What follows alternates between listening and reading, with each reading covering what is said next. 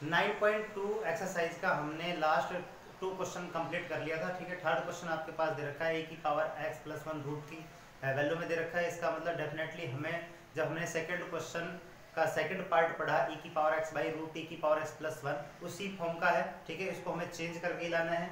तो अपने पास जो वैल्यू दे रखी है, देखो 9.2 का क्वेश्चन नंबर थर्ड है और इसका पहला पार्ट आपको दे रखा है। ठीक है, तो i इक्वल अपने पास क्या बना, e की पावर x प्लस 1 रूट के अंदर दे रखा है। देखो इस केस में अपने पास रूट के अंदर वैल्यू है, डेफिनेटली स्टैंडर्ड फॉर्म में नहीं है, तो इसको क्या करेंगे, स्टैंडर्ड फॉर्म से आउट कर देंगे। तो इस वाले पूरे पार्ट को हम क्या लेट करें, टी स्क्वायर लेट करें, जैसा आपको पहले बता रखा है। ठीक है, ये एक्सपोनेंशियल फंक्शन है, इसलिए अपने पास ऐसे पार्टों को हमेशा प्रॉब्लम क्रिएट होती है और टी स्क्वायर लेट करने पर प्रॉब्लम क्रिएट नहीं होती है। ठीक है, तो e की power x plus 1 equal T लेट किया, तो e की पावर x और x का dx और 1 का अपने पास क्या हो गया 0 और t का क्या हुआ dt। क्लियर, यहाँ पर अपने पास टी स्क्वायर लेट कर रहे हैं तो 2t dt बन जाएगा। क्लियर, तो रूट वाले पार्ट को हमेशा क्या मानने का प्रयास करो, उसको टी स्क्वायर यानी डबल वेरिएबल में ले जाओ, स्क्वायर वेरिएबल में, ताकि अपने पास वो रूट से आसानी से फ्री हो जाए। अब देखो यहाँ पर अपने पास क्या है, जो dx के साथ वैल्यू है वो सिर्फ dx है, ना कि उसके साथ e की पावर x अलग है। ठीक है, तो इसका मतलब हमारे पास e की पावर x हमें नहीं चाहिए, उसको आप चेंज कर लीजिए। यहाँ से अपने पास सिर्फ dx की वैल्यू निकालो, तो dx इक्वल हो जाएगा 2t dt बाई e की पावर x। अब देखो यहाँ से अपने पास जो वेरिएबल x है वो टोटली जा चुका है t में, लेकिन बट कंडीशन है यहाँ पर अपने पास ये e की पावर x आ रहा है। इसको हम क्या करेंगे, t में चेंज करेंगे, तो e की पावर x की वैल्यू यहाँ से निकाल सकते हैं, टी स्क्वायर माइनस के 1। ठीक है, अब पूरा जो वैल्यू है वो किस में चला जाएगा, टी के फॉर्म में चला जाएगा, यानी तब अपने पास जो आई बनकर आएगा वो आई क्या होगा, वो बनेगा अपने पास 1 अपॉन, देखो ये तो बना रूट टी स्क्वायर बना। ठीक है, रूट के अंदर की वैल्यू, और ये पूरा पार्ट अपने पास किस में चेंज हो गया, ये dx बन गया 2t dt by T square minus 1 में चेंज हो गया। ठीक है, तो यहाँ से अपने पास बना ये 2t और T square minus 1 into D में चेंज हुआ। देखो यहाँ से अपने पास e की पावर x प्लस 1 को तो हमने टी स्क्वायर लेट किया, तो ये वाला तो पार्ट आ गया। यहाँ से dx की वैल्यू क्या अपने पास 2t dt, e की पावर x और e की पावर x को चेंज कर लिया t के फॉर्म में। ठीक है, तो यहाँ से अपने पास जो वैल्यू निकल के आई वो बनी 2t square by T square minus 1 into dt, ये बनकर आ गया। ठीक है, तो यहाँ से अपने पास 2 कांस्टेंट वैल्यू है, इसको हम यहाँ से आउट कर सकते हैं, तो वैल्यू अपने पास क्या बनकर आई 2 और ये बना T square by T square minus 1 dt। ठीक है, तो यहाँ से अपने पास ये वैल्यू बन गई। अब देखो यहाँ से अपने पास दोनों पार्ट में अपने पास सिमिलर पावर है, और जब अपने पास समान घात होती है तो हम क्या करते हैं, उसमें डिवाइड करते हैं, और डिवाइड करने का जो तरीका है वो हमने लास्ट ईयर्स में पढ़ा है, बट यहाँ पर हम ऐसा यूज नहीं करेंगे, हम इसको डायरेक्टली भी बना सकते हैं। तो डायरेक्टली कैसे बना कर लाएंगे वो देखा कि यहाँ पर अपने पास जो आई की वैल्यू है, यहाँ पर 2 को तो हमने आउट कर लिया था, यहाँ T square by T square minus 1 है। ठीक है, और ये dt, लेकिन यहाँ पर अपने पास अगर आपको डिवाइड करना है तो आप इसकी सिमिलर वैल्यू बना सकते हैं, जब पावर क्या हो, इक्वल हो। ठीक है, तब आप कह सकते हैं कि अगर हमें डिवाइड करना है तो हम यहाँ पर लगा सकते हैं, एक माइनस कर सकते हैं और एक क्या कर सकते हैं, प्लस कर सकते हैं। तो इस केस में ये आसानी से डिवाइड हो जाएगा जब अपने पास सिमिलर पावर हो, यानी समान घात हो। तो हमने यहाँ पर एक तो इसमें सब्ट्रैक्ट माइनस कर दिया और एक क्या कर दिया, प्लस कर दिया, तो इस क्वेश्चन पर कोई इफेक्ट नहीं पड़ेगा। ठीक है, इस क्वेश्चन पर कोई इफेक्ट नहीं पड़ेगा। यहाँ से इसको चेंज कर लिया। अब अपने पास जो पूरा पार्ट बना उस पूरे पार्ट को हम डिवाइड कर देंगे। ठीक है, तो 2 पार्ट हुआ, एक तो टी स्क्वायर माइनस 1 के साथ जाएगा, एक पार्ट किसके साथ जाएगा, 1 के साथ जाएगा।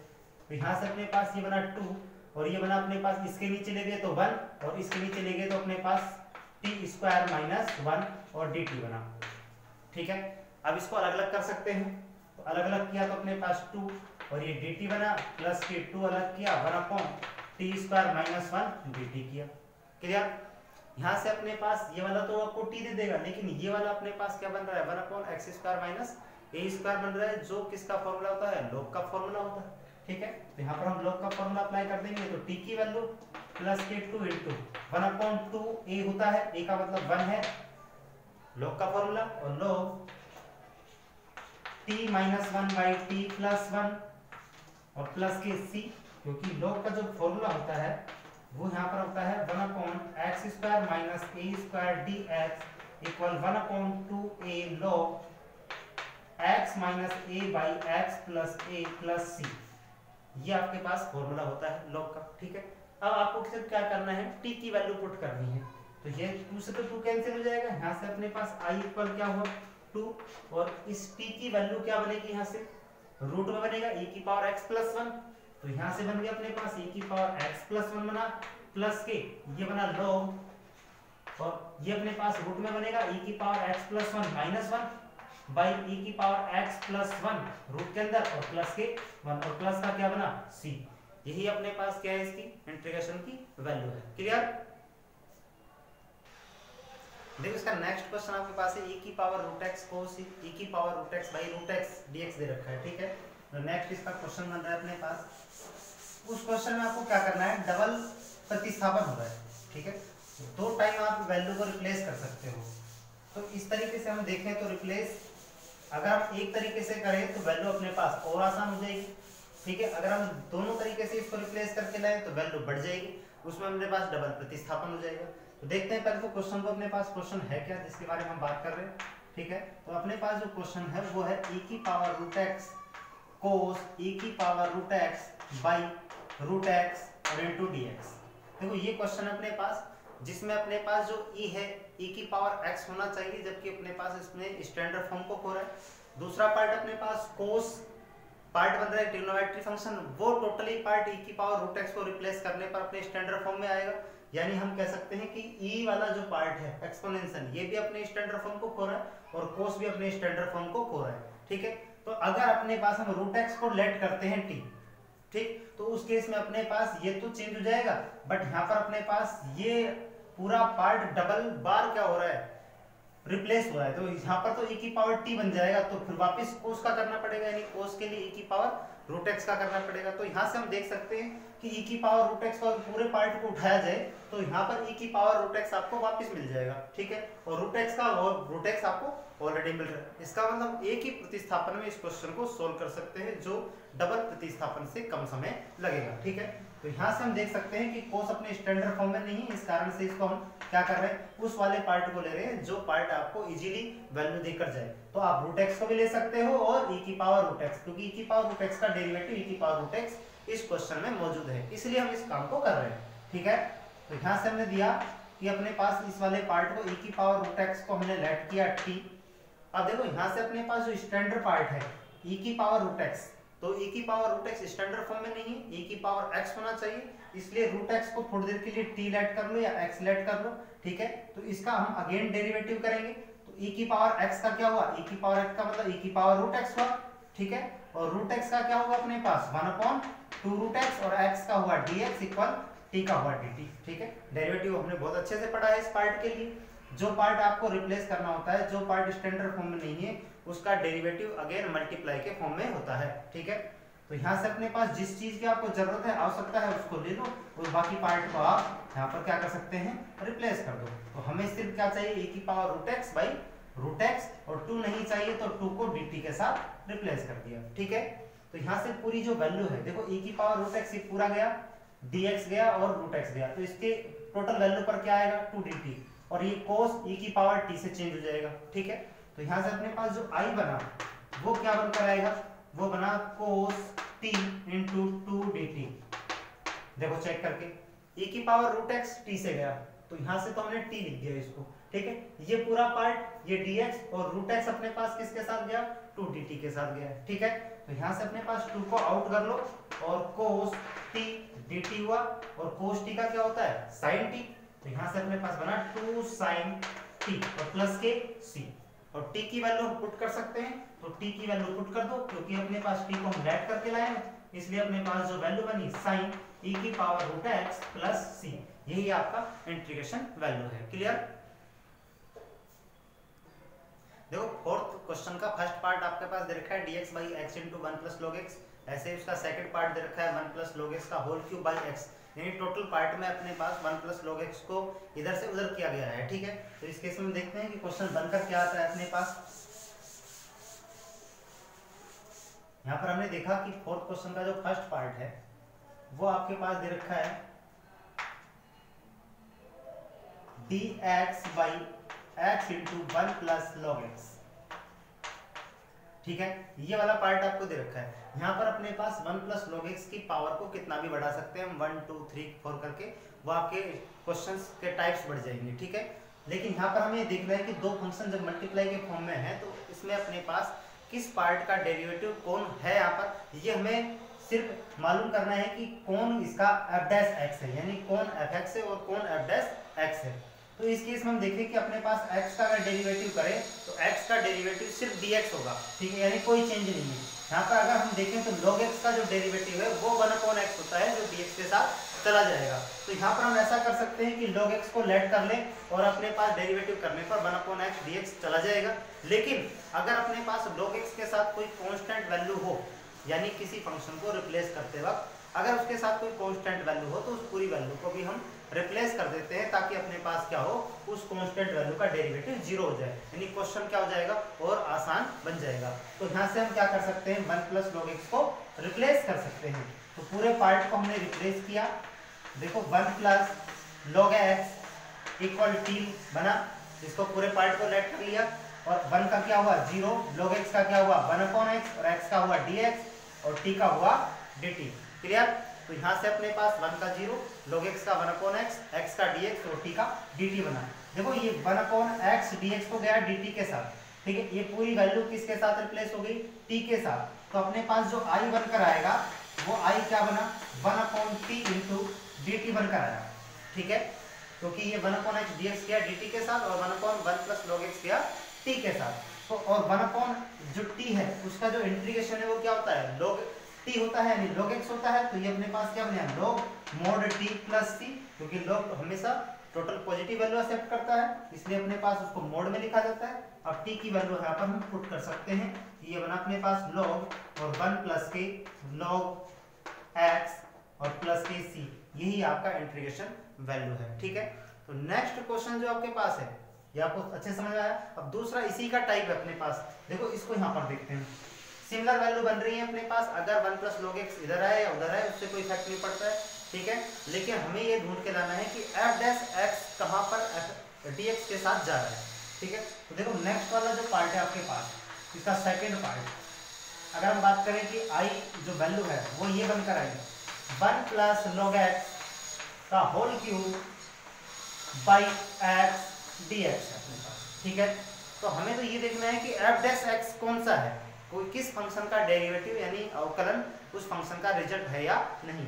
तो यहाँ से देखें कि अपने पास अगर log x की बात करें तो log x का अपने पास डेरिवेटिव 1/x होता है, लेकिन इसके साथ कोई कांस्टेंट वैल्यू है, इसलिए हम क्या करेंगे कांस्टेंट वैल्यू को साथ लेकर चलेंगे ताकि उसका इफेक्ट उस क्वेश्चन पर ना पड़े, क्योंकि उस कांस्टेंट वैल्यू का जो डेरिवेटिव है वो क्या होगा 0 होगा। ठीक है, तो इस पूरे पार्ट में हम क्या करेंगे, इस 1 प्लस log x को लेट कर लेंगे जिस तरीके से हमने लास्ट क्वेश्चन में किया है। देखो यहाँ पर अपने पास ऐसा ही किया था, बट log x की जो कंडीशन है log x का डेरिवेटिव 1/x, लेकिन पूरे पार्ट को लेकर चले ताकि क्वेश्चन पर इफेक्ट नहीं पड़ा। अगर आप log x को लेकर चलते तो यहाँ पर अपने पास 1 प्लस t आता नीचे, और उसका भी अपने पास वही सेम प्रोसेस में log 1 प्लस t ही बनता, तो यहाँ पर भी ऐसा ही होगा। तो कोई इफेक्ट पड़ने वाला नहीं है, लेकिन क्वेश्चन इजी हो जाता है अगर हम कांस्टेंट वैल्यू को साथ लेकर चलते हैं। तो यहाँ से अपने पास क्या हुआ 1 प्लस log x, इसको हमने t लेट किया, 1 का डेरिवेटिव 0, log x का 1/x, x का dx और t का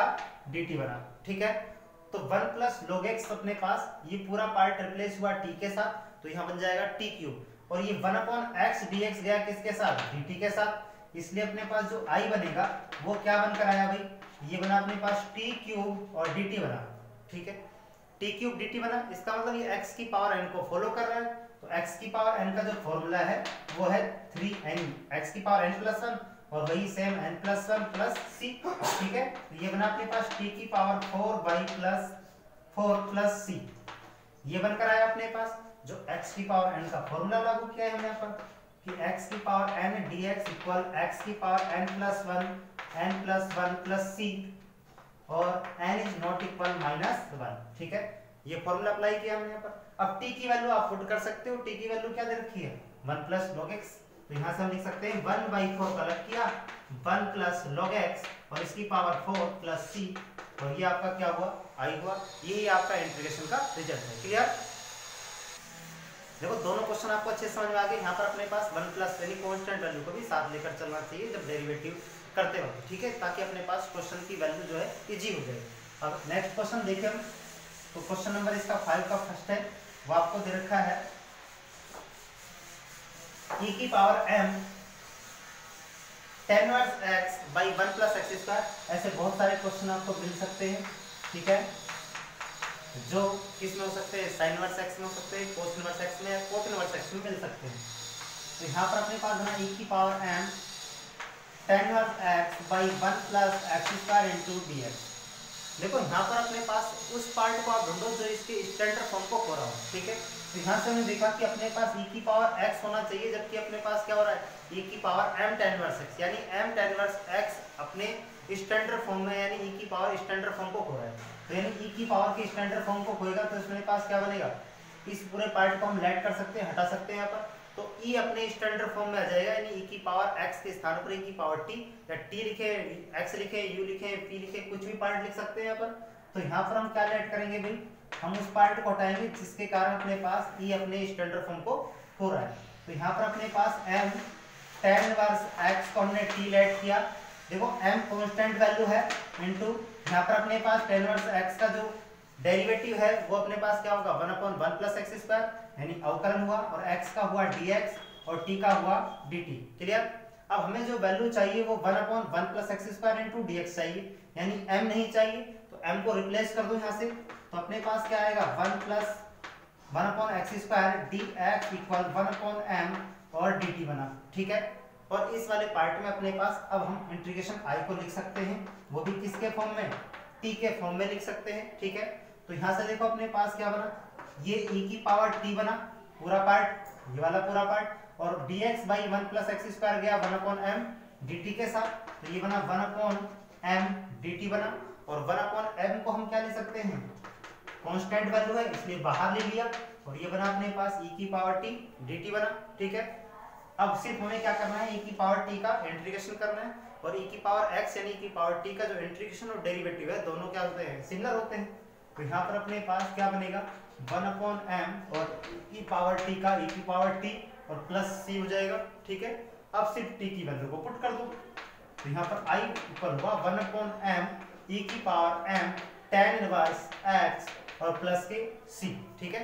इस प्रकार के आपके क्वेश्चन और भी हो सकते हैं, जैसे देखो अब अपने पास जो क्वेश्चन आपको होमवर्क में करने हैं वो इस टाइप के क्वेश्चन ऐसे हो सकते हैं, e की power m sin inverse x by √1 minus x square dx, ठीक है, ऐसा क्वेश्चन हो सकता है। सेम प्रोसेस में आपको क्या करना है, m sin इनवर्स x को लेट करके आउट करना है। दूसरा क्वेश्चन आपका ऐसा हो सकता है कि यहाँ पर अपने पास e की पावर m, ये कोस इनवर्स x भी हो सकता है, वैल्यू आपको यही दे दे, ठीक है, dx जिसका भी डेरिवेटिव क्या होता है, सिमिलर कंडीशन में होता है। एक आपके पास tan का कोट हो सकता है, यहाँ पर अपने पास next question m cot inverse x by 1 plus x square into dx हो सकता है। इस प्रकार के क्वेश्चन आप ट्राई कर सकते हैं, ठीक है, जो इसी क्वेश्चन पर बेस है। क्लियर।